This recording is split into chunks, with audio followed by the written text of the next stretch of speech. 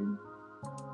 Hello, everyone, and welcome to the Pageant Sit Down. I'm your host, Regina Lena, and it has been a minute since we have been on air. It's actually 107 episodes, and we are super excited. It's the first day of summer. It is also National Indigenous Peoples Day.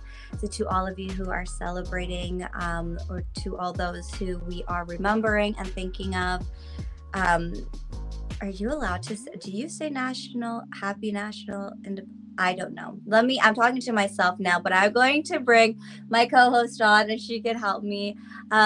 Everyone, welcome Elizabeth.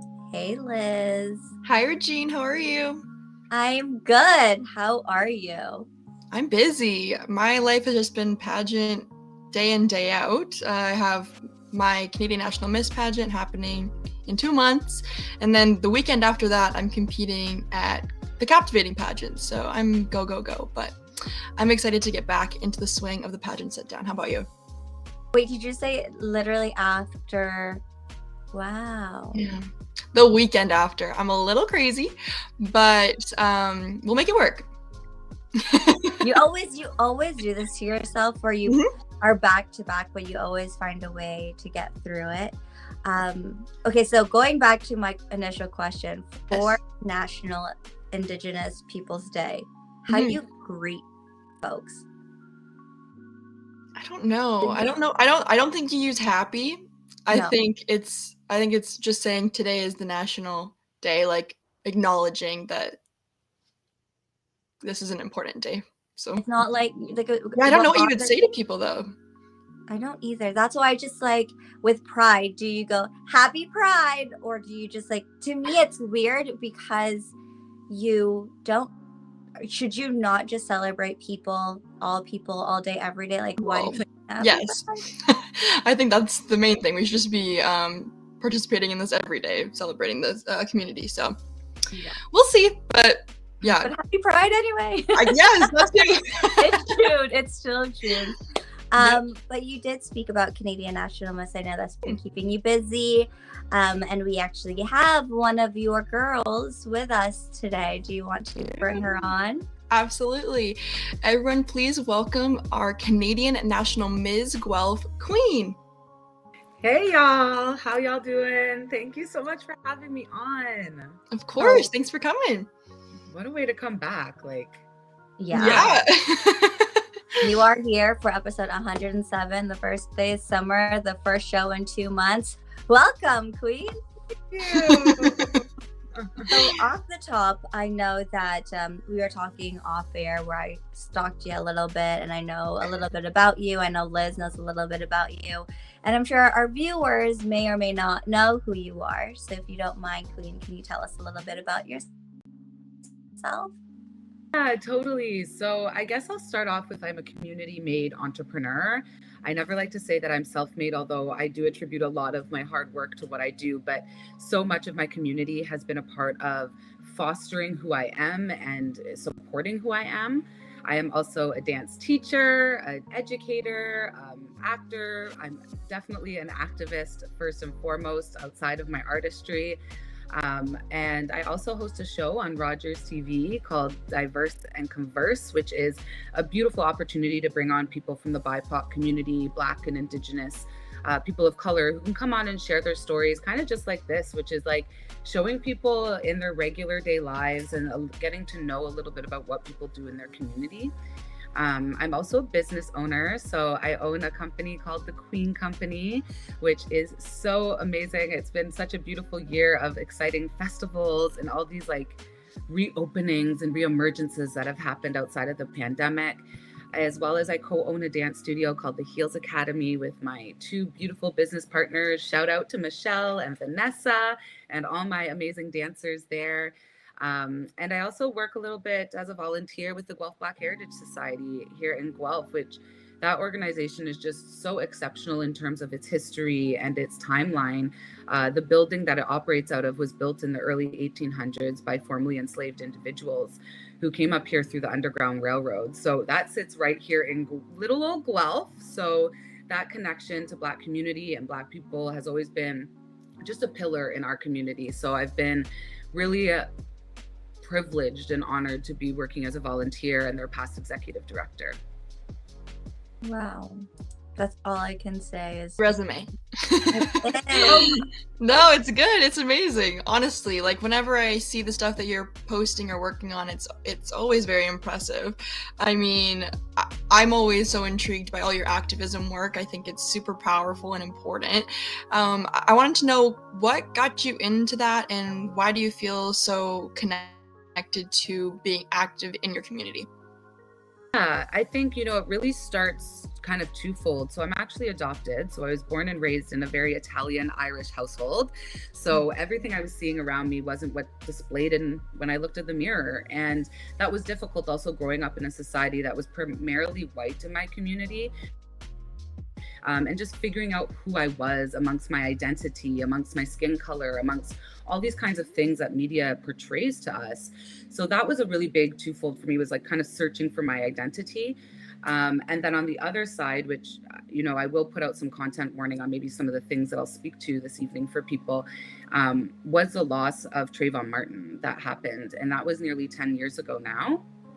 In light of 10 years later, the loss of let me rephrase this, the murder of George Floyd, the murder of Breonna Taylor, and the list goes on. Regis Korchinski-Paquette in Toronto, a brilliant community member, and losing her to police violence was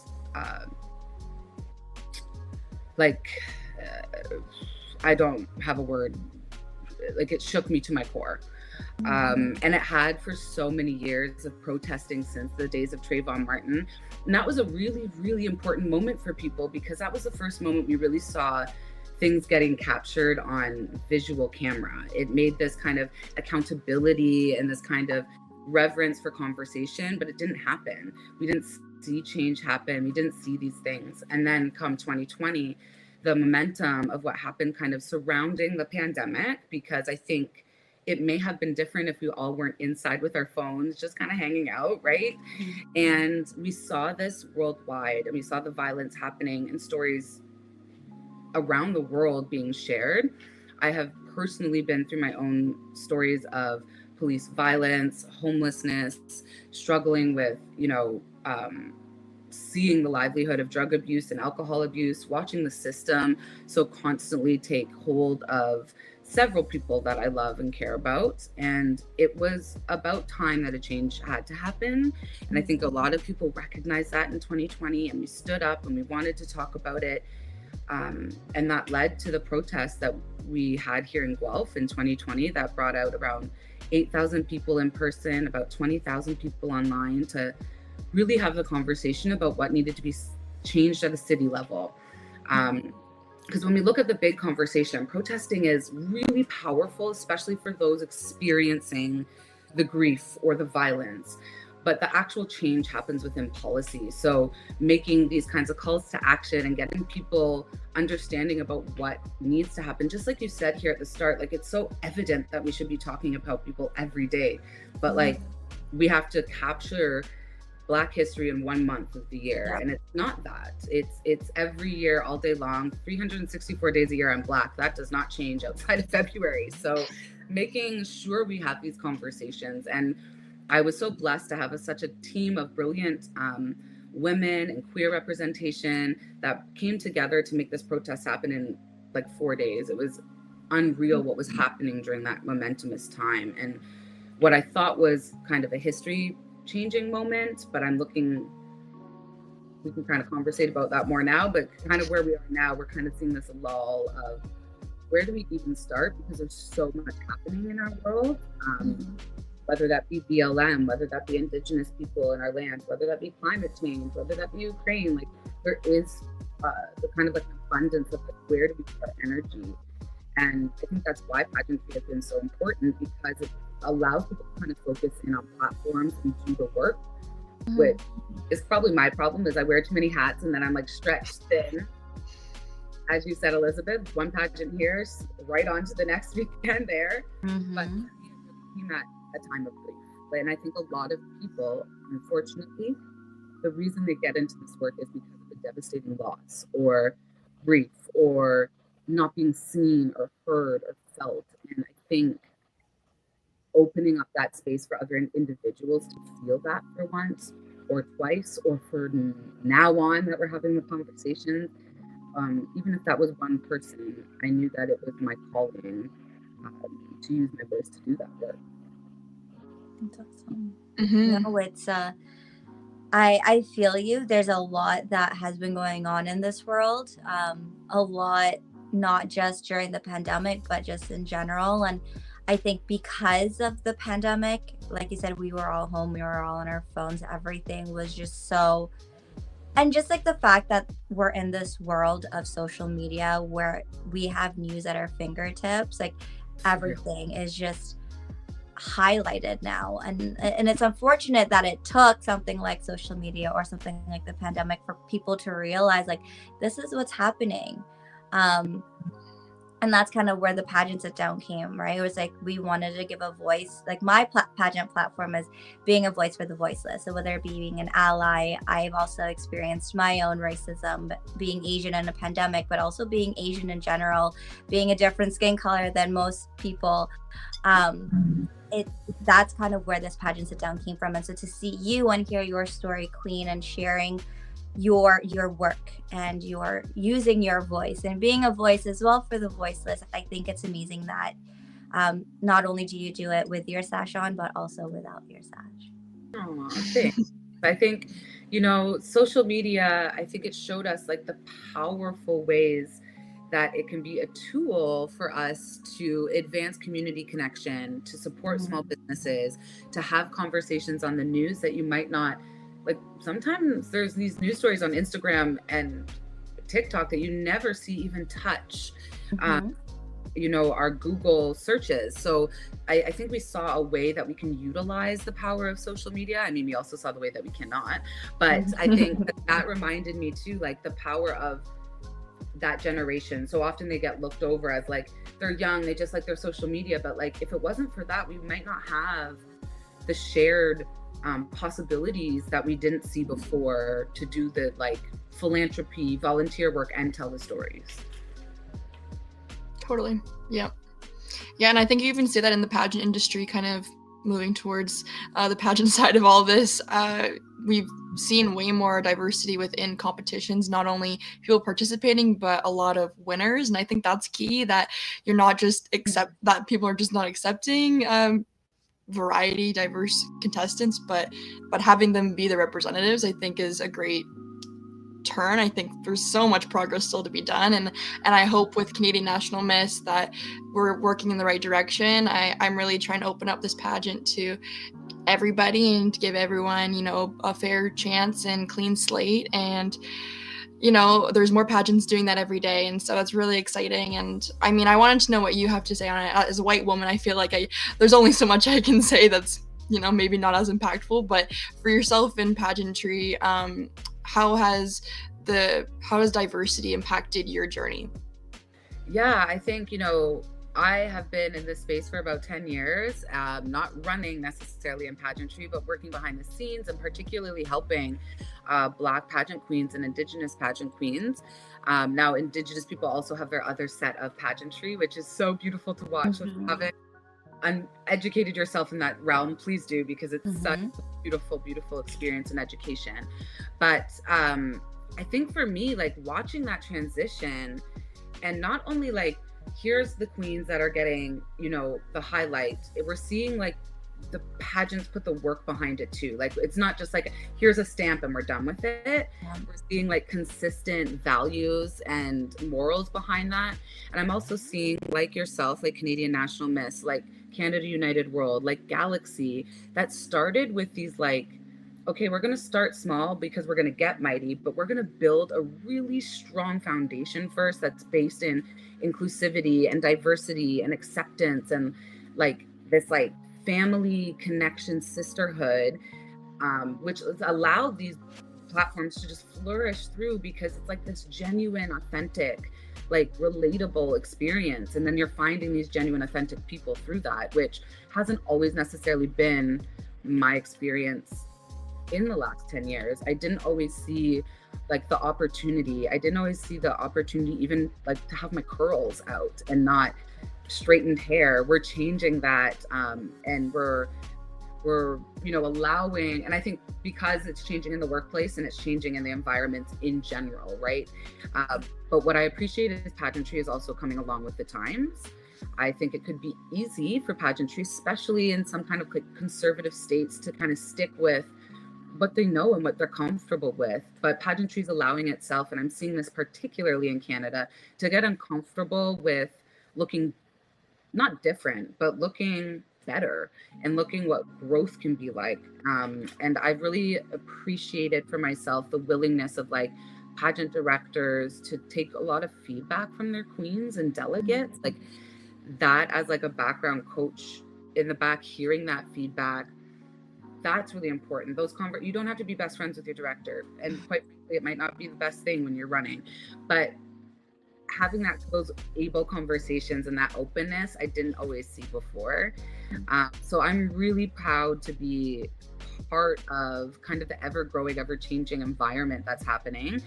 And I also see a lot of like willingness to make mistakes, which is cool, because I think that needs to be done in any work that you do, is like, it's okay. And I think through the pandemic, we told everyone, like, you make a mistake, you're like cut off, written off, canceled. But I always like to remind people, like, if we don't make mistakes, we don't have better conversations and we don't grow. We actually just like stick the same or close off. And we want people to open up and experience, which I think is what the pageant stream is looking and is doing right now. And like all the Black queens were like slaying in the last couple years. Like I was all for that. And seeing that representation made me feel better about coming back in as a delegate. So I guess let's bring it to that. So you've done a pageant, and it's been a while since you've done one. What was it that made you step back from being on stage? Yeah, I think my personal self, I will never have kids, but I'm such a mama bear at heart, and I love watching other people win. That's like, feels so great. And so in the work that I do, even with like musical theater and dance, I wanted to step back into choreography and be off stage and just watch other people thrive. I've had my moments. I kind of fulfilled these like dreams and goals, and I found other ways that were more attainable. Like sometimes they say, if you're not a dancer, you're a teacher. And there is actually a lot to that I love, because I think it takes a lot of different skill to be a teacher than it does to necessarily be a performer, and vice versa. And not to downgrade either, both just have like positive and extra different skills that each attain. And I just found I was more suited that world at that time in my life. Transition to now, I had a major concussion in 2021, which is why I have these Jeff Goldblum glasses over Love here. them. Which have been saving my life, by the way. But that head injury really like, wow, I lost myself there for a bit, like in a really different way than I was like ever expecting in my life. And I always said to people, like, my biggest fear in life is having any sort of brain injury or old age dementia. Like, my brain is so valuable for me and the work that I do, and losing a whole part of that through the concussion and the injury was really difficult. The depression, the anxiety, then making sure we're having conversations about our mental health, which a lot of our Caribbean community doesn't necessarily have these conversations. We're changing, and I recognized the way I had to like take control for my health. And so I kind of selfishly joined because of the sisterhood. I remember like when I joined in 2013, I had gone through a sexual assault, and I was like, you know what, I need to like pull out of this pageant. And I remember this like Facebook group that we had, and I was like, maybe I should actually stay in. And that changed my life, not only walking away with different crowns, but like the sisterhood. One of my best friends is still my best friend of 10 plus years now. And I could not be more grateful for what that sisterhood taught me about myself, and taught me about sisterhood and what that can look like showing up for other people as well.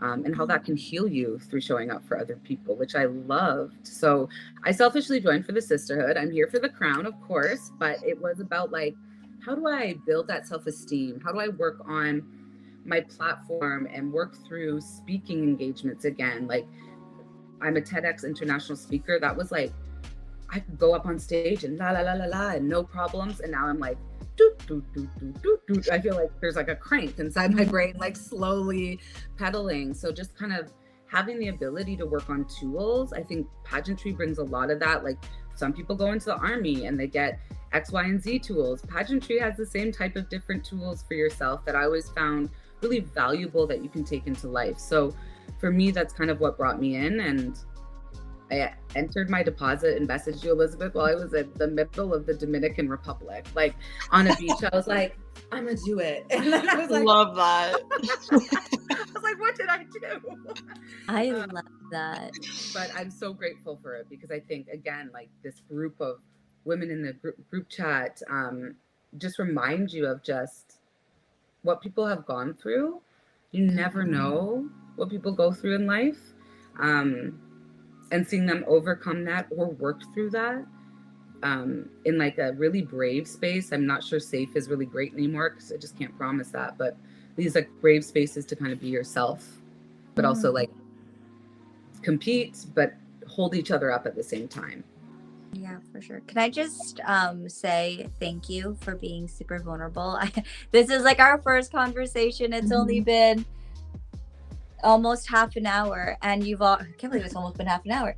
And you've just shared just a bit of who you are with us, and I feel like I'm like, I need like a tissue or something, because just how vulnerable you've been and how honest you've been with us. So first off, thank you, because I know it's not easy. And I know when you're talking about your brain is cranking out here, like, what? You've just given us a TED Talk for half an hour.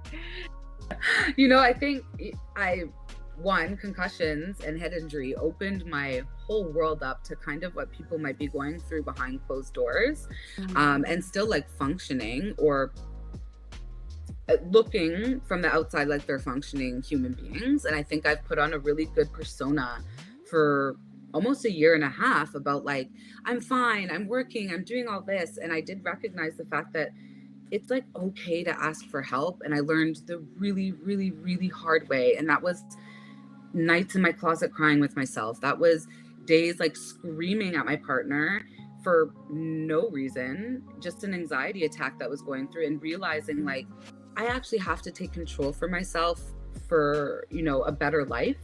And I think that in life, you always get kind of, personally, I believe in creator. So for me, I believe creator just kind of throws these like tidbits at you, and they're for something. And a lot of the time they're not unexplainable. Like, I can't ever explain the grief and the loss. That's just life. And I think things just happen the way they are.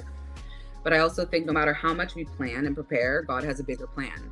So I reminded myself that like I was not slowing down. I was not taking care of myself for years. Like since theater school, I've just been like go all the time. And it took an accident to literally be like, you need to slow down, girl. And I recognize like where you can find peace and like prosperity in relaxation.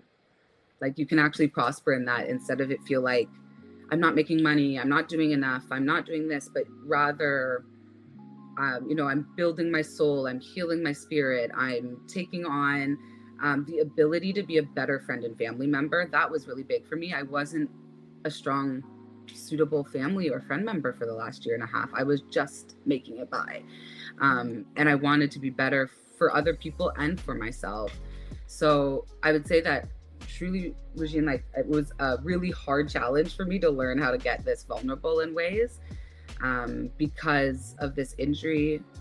I recognize that like that actually allows you to bring in people that you didn't even realize were part of your journey, instead of closing the door. Like there's these people like trying to open it and you're like, lock and key, but they're really there to like help you or support you or lift you. And they might be there for a minute and disappear, but everyone's part of each other's like energy, attraction, and journey, and mysterious life, this thing we call life. So I just really try to be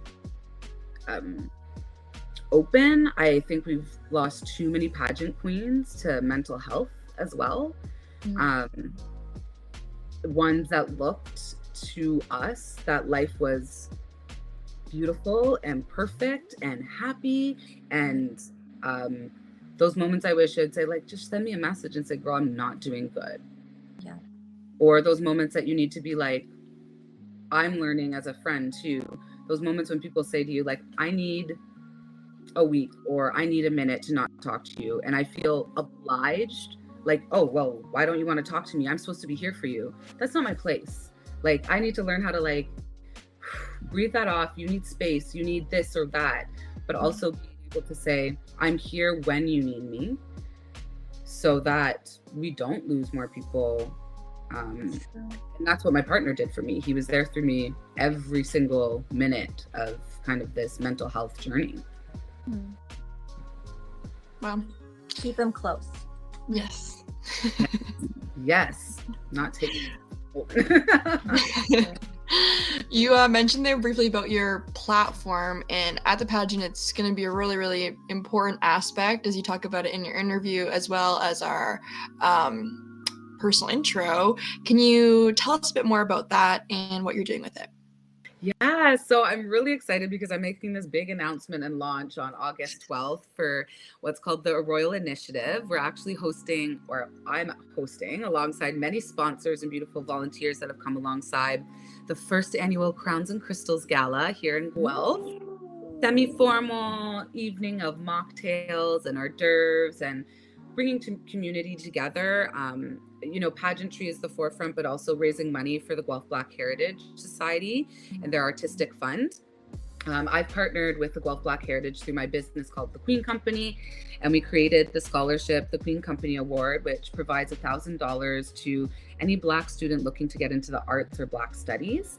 And then as well, really trying to foster payment of community. So often, especially in artistry, we're like, you want to do this for like a note on your resume, or you want to do this for some pictures.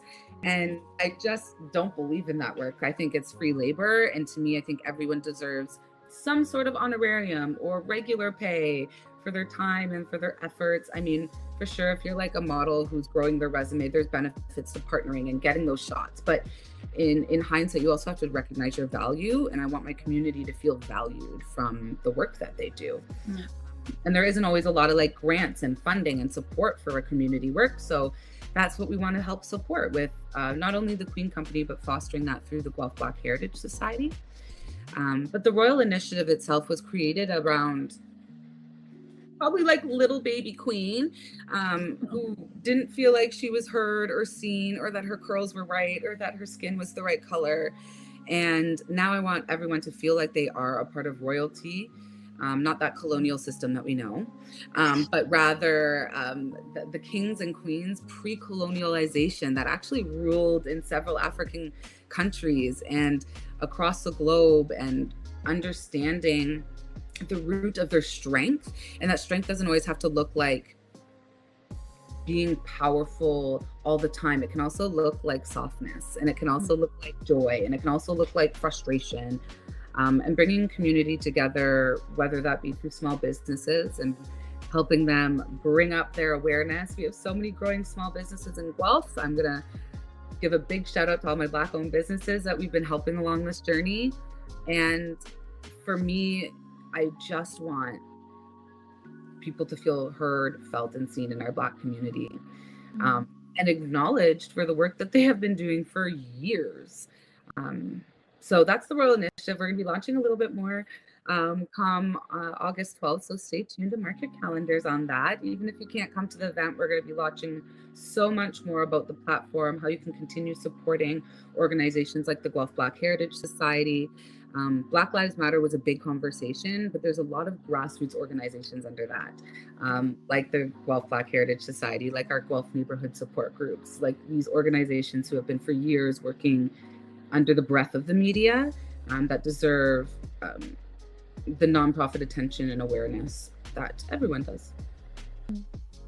I think what you're doing is fantastic, and I know you've been posting. I'm in the group for Canadian National Ms. I'm not competing, but I am there, and I think it's great that you've also encouraged your fellow sister queens to join you as well.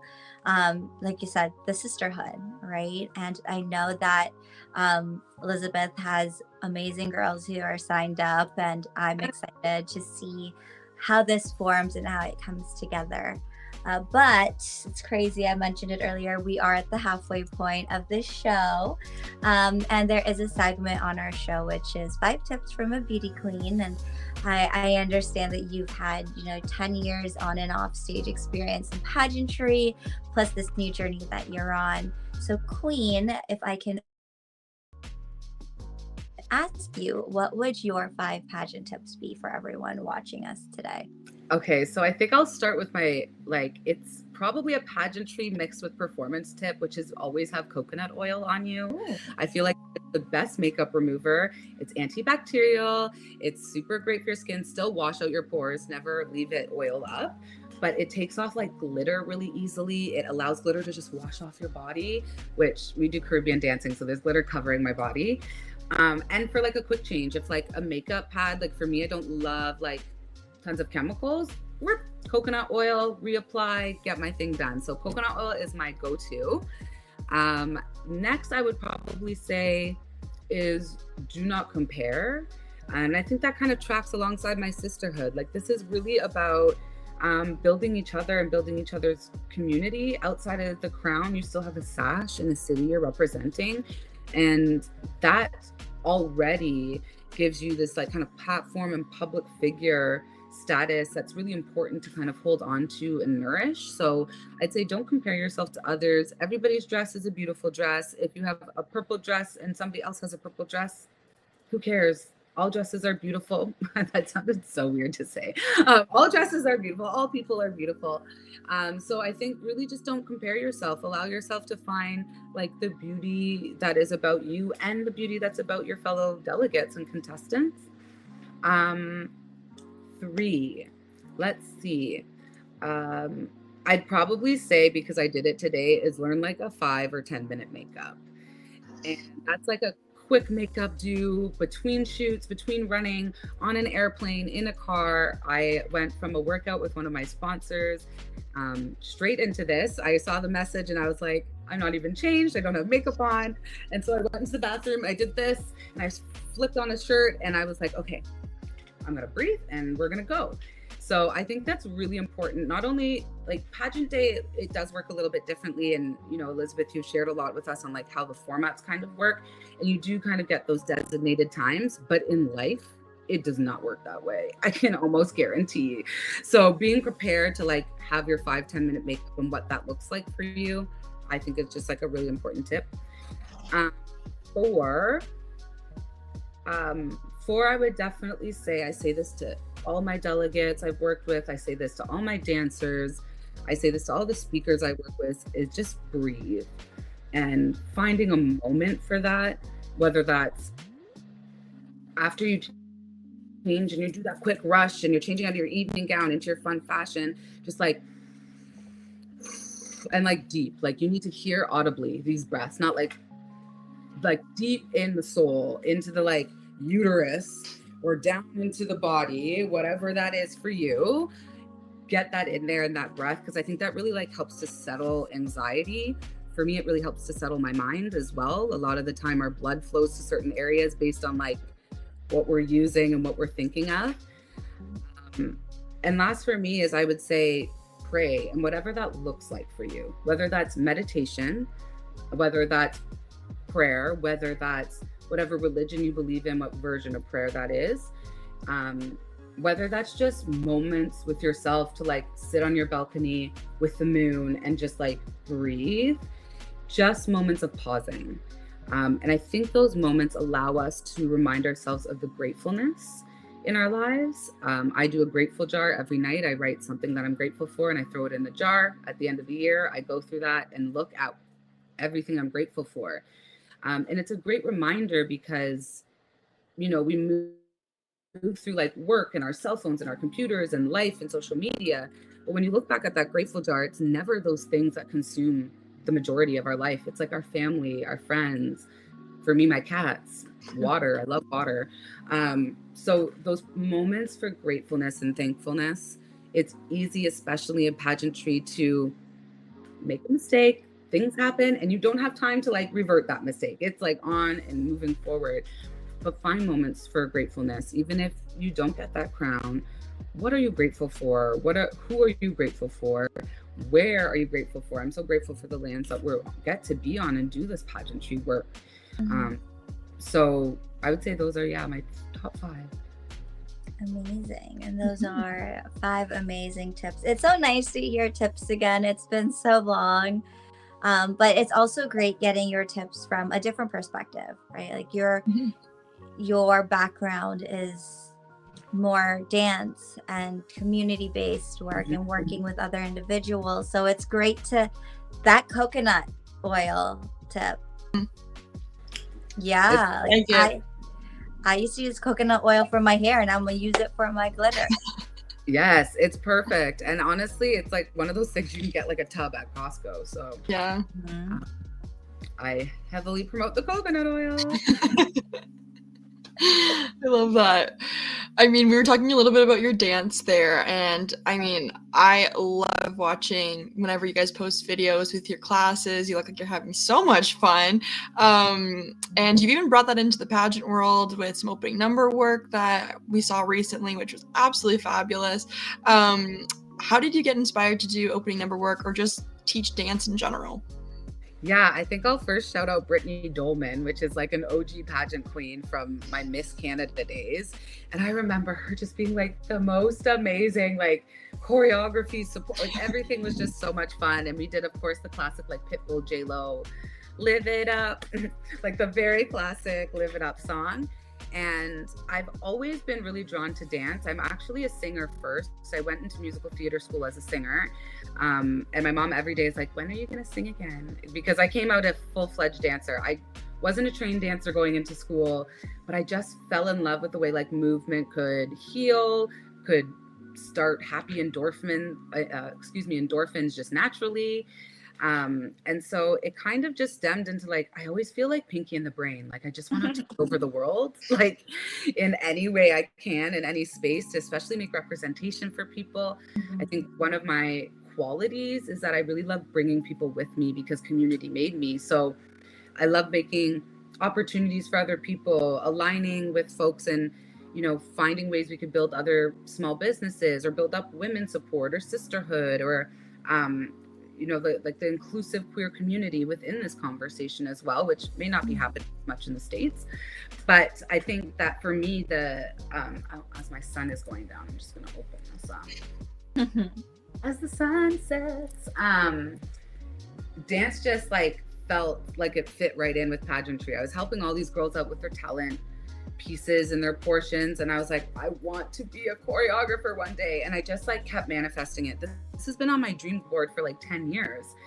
And then when I met Chioma, it's like, this is what I'm saying. God has different plans, right? It might not be the moment you need it or want it, but it's the moment that's necessary for you. And I wasn't ready 5 or 6 years ago to be a pageant. There's a lot that goes into it, a lot of thought, a lot of construction that I wasn't prepared for. So this has been brilliant. I'm really excited. I think I can say it. I'm also the choreographer for the Miss Universe Jamaica, Mrs. Universe Jamaica. So we'll be training this Friday with Shannon, and I'm just excited to see that. Like, for so long, I've constantly seen either Filipino men, which is great, and white women, which is great, but I've also wanted to see a little bit more.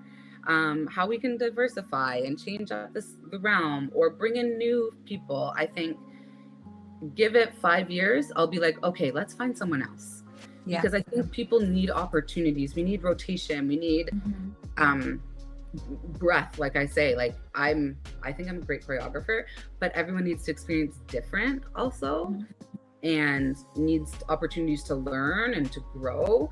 But dance is life for me. I am so honored to get to like work through dance because we have artistic grants that have supported it, get to work at the Heels Academy. We have a TKC Caribbean dance troupe. Like some days I'm dancing like 5-6 days a week. Like it's so great.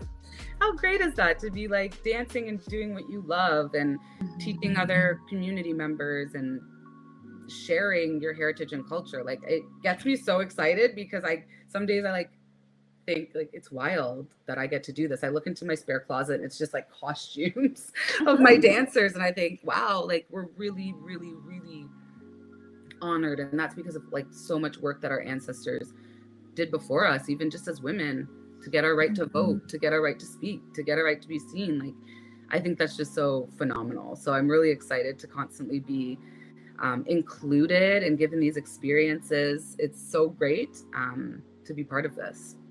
So question for you. I have 2 left feet. I can walk on stage, I can do it all, but you get me to dance, my biggest kryptonite. Even my first dance at my wedding, biggest kryptonite. We just did a box step. We're like, we're just gonna do what we can and then go with it. Once the bar open and the dance floor open, that's another story. But for people who have 2 left feet, like myself and Liz, because she put her hand up, I'm not calling her out. No, it's true. It's true. As a choreographer, how do you find working with different dance levels? Yeah, that's actually such a great question, because normally in the dance studio, you get kind of split, different levels, and you know what you're working with. Whereas in pageantry, you might not even know some of the girls. You might have never met them. They might have 2 left feet. They might be completely experienced dancers. One of my things is usually I love to send pre-recorded videos for people to start working on. I love that because it gives the people kind of that like step before like what feels like fear, which is like being in front and having to dance in front of people. It gives you like this little stepping stone to feel comfortable in your own space and work through it. But additionally to that, again, for me, it comes back to breath. Like pageant queens have the best movement skills. They underestimate their moving skills, like their runway walks, your fashion walk, all these like walks that you do. And I try to remind my dancers that a lot of the time, the opening numbers are actually quite similar to walking. So encouraging, like, you're comfortable in your strut, you know that, embrace that part of you, as well as like give face. If you don't got feet, face, no one's looking at your feet. Give it as hard as you can. Like go hard or go home. Because for me, I as a choreographer, I for sure know when you messed up on stage, but no one else does a lot of the time, unless you're like, and pose, and then you're like, wait, I'm not in the right pose. That's me. No. Oh no, just hold the pose, because someone's like, oh, she had a solo, great, right? Like nobody ever really like knows, unless you're like some like esteemed choreographer with binoculars like looking into these things. So I try to remind people like a lot of the time that breathe it out, remind yourself that it's just like walking for the most part with some hip movements. Definitely take those exercises into the gym. If you're training in the gym or you're training your walks in a studio, do hip flexor workouts, do these things that move your hips.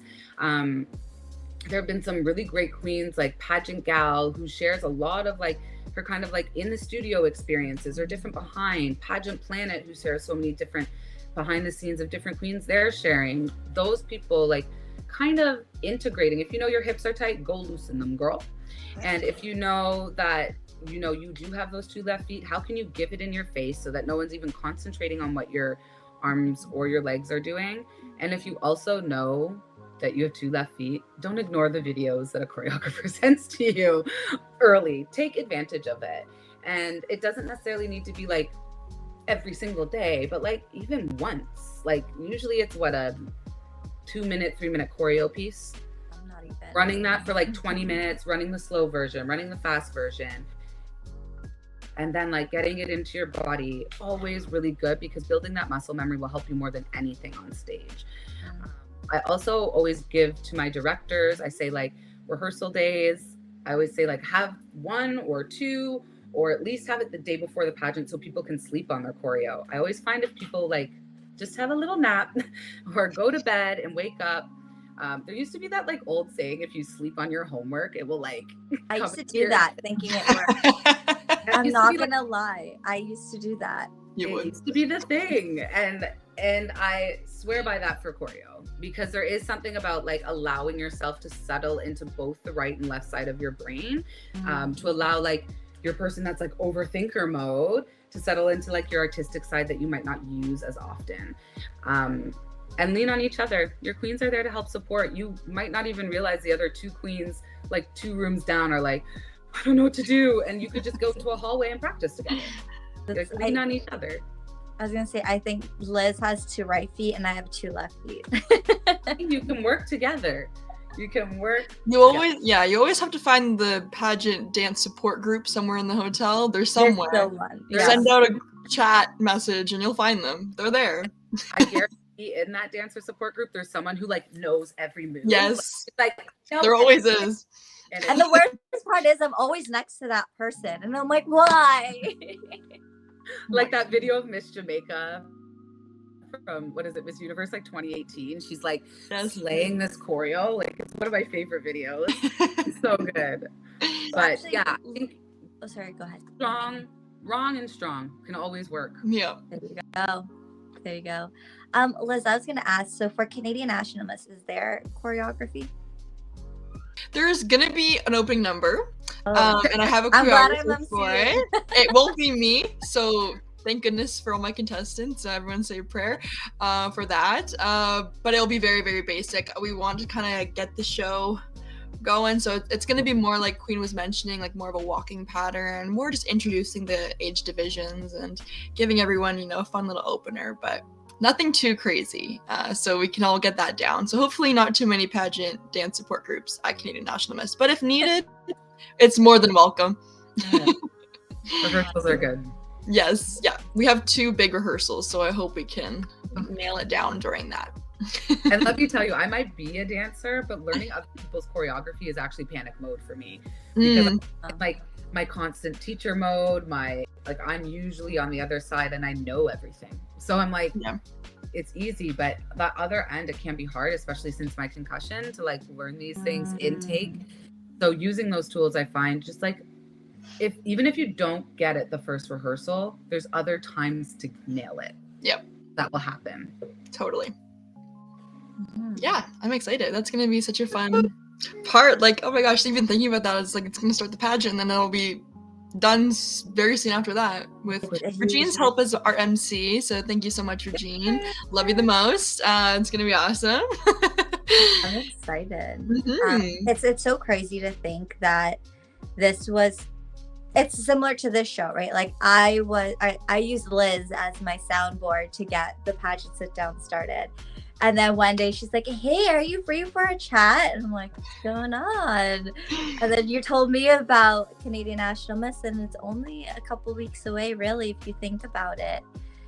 To all of you who have not yet booked your hotel room, the deadline is coming up. I am one of those people, but there for me. Yeah. The last minute details of preparing for a pageant. Queen, what have you been doing to get ready? It's been a few years since you've been on stage. What's on your to-do list still, and what have you been doing to keep busy? So I think I'm trying to take my best advice to my queens, which is get yourself a coach. Now, everyone does not need to get a coach. It's not necessary. For me, I felt like because of the journey I am with my health, it would be really valuable. As well as I do so many things that like kind of narrowing down my platform and my structure of telling who I am was really something I needed to work on. I was like, I'm everything. I don't know what to say. And having that support has been really valuable for me. And if you can't afford a coach or you don't have one that's maybe sponsoring you, I highly recommend to lean on your friends for support, practice interviews. I have a friend that I meet with every week because we like to do our weekly like catch-ups because we're adults now. We need to book it into our calendars. So, and at that point, she also does 5 questions for me at the end of our conversation. And it's like, boom, boom, boom, boom, boom. Here's your timed Robin round, right? Like really like taking in the advice that you're hearing from the group chat, what's in your handbook, what's been on the Q&A lives have been really valuable. So I really love my beautiful coach from Crowns and Kisses. She's actually in the United States. She's a Black coach, and she's so brilliant, and she's super conservative in some ways, which is great for me because I'm like, tattoo, break barriers, do all the things. And she's like, can you just bring it down a little bit? And I'm like, okay. So she brings me a little bit level-headed because sometimes I'm a dream extra big kind of girl. What else? For me, I'm in the dance studio a lot, so I've been really trying to take advantage of taking even 15 minutes or half an hour to do my walks while I'm there, working out the walks, figuring out, I think there was a direction around that we need to have 2 turns in your walk. So just figuring those things out so that you're not figuring it out day of, and you've come in like kind of confidently knowing, because I guarantee the one thing that sometimes happens is like your stage doesn't look like the layout on the display or what you imagined in your head, or it's not a T shape like you had practiced in a studio. All these different things can kind of come up in any pageant system. I'm not just saying this one, but I think, you know, understanding if you know what you're doing already, you can just reformat it to whatever stage. So for me, that's really important, is being in my muscle memory. So rehearse, practice, lean on other people. I have my evening gown. Yay! I'm so excited. Shout out to Elizabeth Noel. They were so helpful. Like, what a, I felt like a superstar. I felt like such a star when I went in there. And it's just like so much fun. The staff is incredible. If you are in the Ontario area, or if you're dropping in and like you have a little bit extra to leave Mississauga and go to London, like it is truly an experience going there. Actually, it's not just I'm gonna go look at dresses. Like I felt so special amongst so many others who were in there, because I went during prom season, by the way. So girl, crazy. Take time for those. Yes. Take time for little old me. It was really a special moment, and I felt like a pageant queen. It gets you into the moment. I have my opening number, Biddy, as well, and a huge shout out to Creme Couture in Guelph for that piece. I'm so excited for our Black opening number. I love a Black moment, so I'm here for it. So for any of the photographers, we need those pictures. That Black moment is so good. Tell them. And I will say, I'm like a girl that's like, I want to be different. I want to figure out something new. And I was like, I'm never going to put on a cape or a skirt. And then I put on a cape in one of my rehearsals, and I was like, cape it is. Fabulous. A cape. So I'm really leaning towards like a fun fashion cape. I also think that one of my bonuses is that because I am a dance teacher and choreographer, I do have a lot of ability to work with like different accessories. And I think that's an opportunity to show my creative side, and leaning in on those within your pageant. Like, where is like your strengths and where are your weaknesses? It's okay to know where you're weak and work on those things. Like myself, that's why I have interview training every week, because my brain's like sometimes. So today's a great day, but it's not always that way, and how to be prepared for those things. Yeah, I think that has been mostly everything. Other than like the stress of preparing, and like, when did it become almost the end of June? No clue. I'm dying. Yeah, like I have no idea. Like I truly have believed that the moon has moved closer to the sun and time is moving quicker, because I'm actually just like sometimes in a twilight zone. Like I remember registering in like August, and it's like crazy August.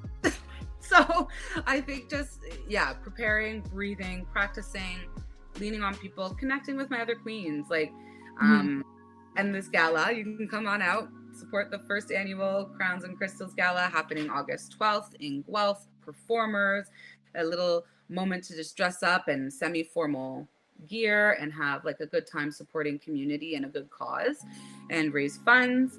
And I also think it's a really good opportunity for this region to get to know a little bit more about the value of pageantry, and get to know a little bit more about that. So I'm really excited to share part of this journey, and there'll be some articles coming out next week. So keep your eye out for the newspaper. I'm so lucky to have such a supportive community. And we're meeting with the mayor, the local MPP and MP here, to just do a little kind of certification for the time spent in pageantry. So I would say also like talk to your sponsors, talk to people, tell them what you're doing. You'd be surprised at how many people want to support you or get involved or bigs you up in any way. So that's another piece of it, has been like reaching out to people. And, you know, I don't always love saying like, help support me, it's Kween. But, you know, I'm learning to say like, it's okay, support Kween. I am valuable, and I bring a lot to the table, and learning that through your pageantry is really important. So know your value, go out there, sis, get all those things and get ready, because I think it's the pageant's like tomorrow in my eyes. In my brain, it's tomorrow, and I don't have shoes. So we'll get there. I have shoes. I just don't have like my new ones. I really want to support, of course, her name is escaping me, Diverse by Cindy Dion. Yes. Love her, love the shoes. Shout out for bringing out an opportunity to have like diverse options in your shoes. So I was like, I need those.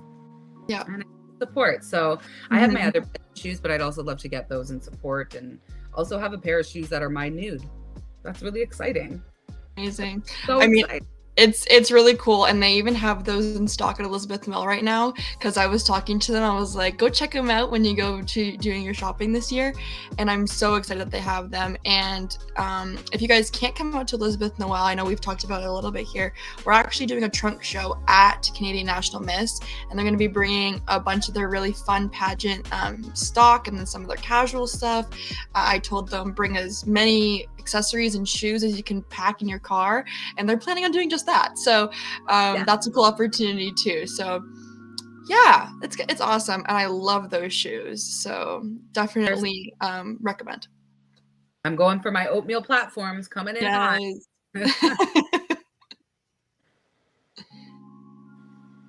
Can't hear you. Oh, no. But yeah, so it's gonna be really exciting, and I cannot wait. Like we were saying, time is absolutely flying. Things are coming in every day, more sashes and awards. That's such an exciting post. I know, a bunch came in today, so those all went out to the post office. So yeah, the pageant is very quickly approaching, and I'm really excited that there's so many amazing new contestants that have just joined us kind of in the last little while. I know Kween's been around here for a while, but we're so excited to be welcoming so many great new faces, and yeah, it's shaping out to be a really, really exciting first annual event. Yeah. Can you hear me now? Yes. Yeah. Okay, great. So I don't know what happened. I was That's like, okay. I have a feeling they can't hear me. No, I think that's exciting. First off, I want to step in on that shoe conversation. Mm-hmm. I'm excited. I love it. The fact that you are having Elizabeth Noel there. I am like, I'm gonna get some money, and I'm gonna buy myself some shoes and some accessories. I'm not competing anytime soon for all those who are asking, but a girl can have as many shoes as she wants, especially when they're in her skin tone. I need a good nude shoe. Right. We all need a good nude right now. Yes. Oh, good. Support the nude. Yes. Just don't be sending us DMs, folks. Yeah. Yeah, no, not like that. No, but this conversation just took a turn. Yep. So Kween, before we start to wrap things up, because who knows what else I'm going to say, and who knows if I'm going to lose my audio once again. Maybe that's why.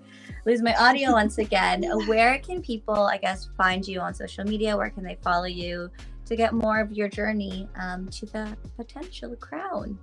Yeah, so I feel like there's so many things, but you can follow me at Queen of Queens, which is my personal page, and it has all the other links like the Kween Company, the Heels Academy, the Guelph Black Heritage. You can also follow my Canadian National Ms. Guelph, which is my pageant page, and under that you'll find the Royal Initiative link as well. You can also go to our website for thequeencompany.com. We post a lot about like our upcoming events, things that are happening, resources for people. We also work with a mental health partnership called Neuro Royalty. So if you're a BIPOC community member, we give 40% off for mental health programming. So if you're looking kind of to talk to someone, Dr. Shara Ali is an amazing amazing human, which some people may know. Shout out to one of our past queens.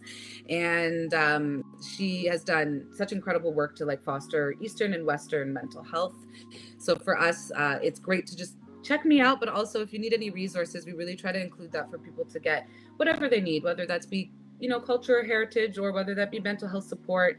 And my DMs are also open. Like if you ever feel alone, I really recognize that like this is a space as pageant queens, and just in general, that we have an opportunity to be supports for other people, the ways people support us. So we're always here. And if you're interested in pageantry, definitely check out Canadian National Ms and so many other beautiful pageants in this Canadian system, because there's a fostered change. And I think it's a really opportunity to break out of your shell, or build your confidence again. Stella got her groove back kind of energy and build community. So yeah, follow me today. And yeah, reach out. Awesome. And Liz, speaking of Canadian National Ms, and Ms and teen and junior teen, where can people not just find the pageant, but where can they find you? You guys can find the pageant at Canadian National Ms Pageant on Instagram, and then at CanadianNationalMiss.com. We have a lot of information right now. Our registration is closed for the 2023 season, but our tickets are available. And if you are a current reigning title holder right now, all you have to do is DM us or email us, and we will send you a coupon code for 50% off your ticket if you come wearing your crown or sash, or come represent your system. We're at Canadian National Ms. We really want to express our love for Canadian pageantry. No matter what system you're from, everyone's welcome. So definitely reach out to us for that. And then if you want to follow my own personal pageant journey, which seems obsolete at this point with everything else going on, but I'm still competing, you can find me at Miss Canada Captivating 2023. And I'm sharing stuff on my platform with Passionate to Profit, which is all about promoting entrepreneurship and women. So check me out. I'm on everything. But that's basically that. How about you, Regine? Actually, I do want to talk to you, Liz, about your platform. Stay tuned. Okay. But you all can follow me on, first off, this YouTube channel where you're watching the pageant sit down. If you haven't already, make sure you subscribe to this channel. We are back. We are excited. We are booked and we're busy, and we're so excited to have more amazing title holders on here for you. So make sure you hit the subscribe button, hit the bell notification button so you know when we are live. But you can also follow the pageant sit down actually on Instagram and Facebook. If you are interested in following us, please do. You'll get to see who's coming up next in our amazing list of guests. But you can also follow me on Instagram and TikTok at It's Regine Elena. Queen, thank you again so much for spending time with us this evening. I know you mentioned you had 5 minutes to get ready, so thank you for judging yourself up so quick and for joining us. And to all of our viewers, thank you for being with us. Thank you for patiently waiting for us to come back. And go follow Queen in her journey. I think it's great that she has one name. She, like Rihanna, she got one name, no other name. That's it. That's all. Just Queen. Thank you both for having me on. It was just so beautiful to connect with both of you in this way and have the opportunity to speak about my platform, kind of share some of my stories, which I know come with a lot of like kind of depth, but I'm so grateful for these opportunities to just discuss and hang out with some cool people and share. So congratulations on this like really dope platform as well. Like this is such a cool opportunity. So I can't wait to continue seeing more queens on here and catching up with y'all in August, which is wild.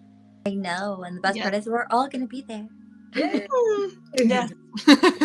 Well, everyone, thank you again so much for joining us. Liz, did I cut you off? I'm sorry. You're good. Sorry. To all of you who are joining us, Liz, I'm sorry for cutting you off. Also, happy belated birthday to Elizabeth. Thank you. 22. Happy belated birthday. And to all of you, once again, thank you for joining us. We will see you all next time. Bye. Bye.